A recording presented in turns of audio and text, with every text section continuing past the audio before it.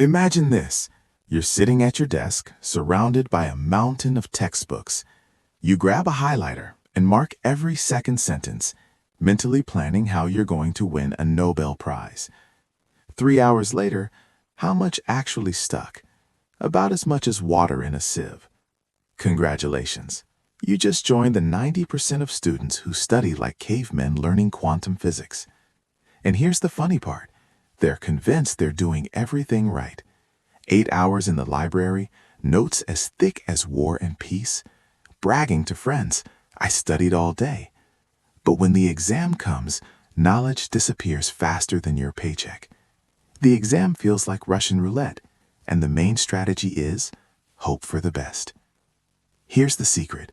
Real learning takes less time, but more brain power. Don't worry, I did the research for you. Here are 6 proven techniques to learn faster and remember longer. The 80-20 rule. Meet the brutal reality of education. 80% of what you memorize is useless for exams. Example, you're memorizing Napoleon's sock color at Waterloo, but the exam asks about his military reforms. This is the Pareto principle in action. 20% of your effort produces 80% of the results. The other 80%? Just a rainbow of highlighted pages and a sense of fake productivity. Stop being a knowledge hoarder. Find your vital 20% and master it. 2. The 30-minute sprint. Psychological paradox. Give yourself a whole day to study, and procrastination wins. Set a timer for 30 minutes, and suddenly you become a Formula One driver of learning. Why? Your brain thinks, whole day ahead, maybe Instagram, memes, life philosophy. Then you activate the timer. 30 minutes only. Go full speed. The result? Pure focus. No distractions. 30 minutes of laser concentration, followed by a guilt-free 5-minute break. Artificial urgency makes your brain work better than a supercomputer. Feynman Technique. Explain it like you're teaching a 5-year-old. Albert Einstein's golden rule. If you can't explain it simply, you don't really understand it. Many top students, just advanced parrots with excellent memory. Example. You memorized 3 hours of quantum mechanics, can quote the textbook perfectly, feel like the next Stephen Hawking.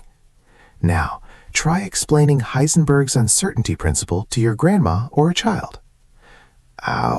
Particles, it's complicated. Fail.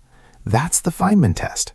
When you translate complex ideas into simple terms, your brain finally understands. 4. Active recall.